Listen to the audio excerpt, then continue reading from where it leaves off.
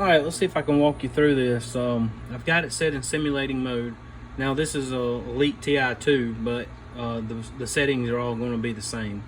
Now the clarity, because this is simulating mode, is not going to look exactly like this on your lake. You know, you're not going to get these full arches if your transducer is not set level. And also if you've got a lot of sediment in your water, you're going to see a lot more stuff in it. But I'm going to go through my settings. First of all, I got it in freshwater mode. You can do shallow, but I just recommend you do fresh just to start. I got the range set on auto. I would try to use 8300 kilohertz. And my sensitivity, I keep it on -1. Now, if your lake has a lot of sediment, like this is probably, if you have yours on -1, it may look like this.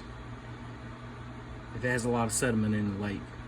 So you're just going to turn it down until that just starts going away. You still want to see a little bit of it. But in my lake at -1, I can still see everything really good and barely have a little bit of that showing up. At nighttime it's even worse. But for me it's -1. My color line, I usually either keep it on default, which is 76, or sometimes I may drop it down just a little bit, but 76 is the default. And since we're talking about the color, I use most of the time I use palette 1. I would recommend you to do that to start with. You can go to 13, which is another popular one.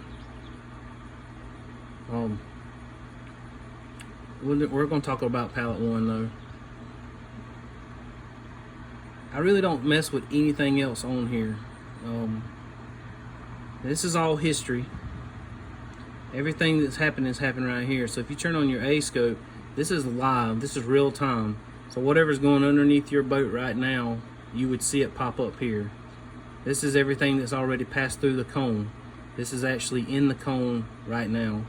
So a lot of times when I'm vertical fishing, I'll keep that on there. You can see the fish swim up and down, but a lot of people don't like that because it takes up a lot of screen space. So for right now, we're going to cut it off. That's the A scope. I don't like fish ID. So as far as the advanced, my noise rejection, I keep it on low. You can cut yours off if you're in a kayak, because you don't have anything interfering with it. I've got a big motor running. My surface clarity, I keep it on low. You're not going to be able to see it on the simulator here, but it's basically just going to pick up everything in the first few feet of the water column. If you're fishing more than 5 foot, there's no need even having it on there, in my opinion. But when you turn it off, it does affect.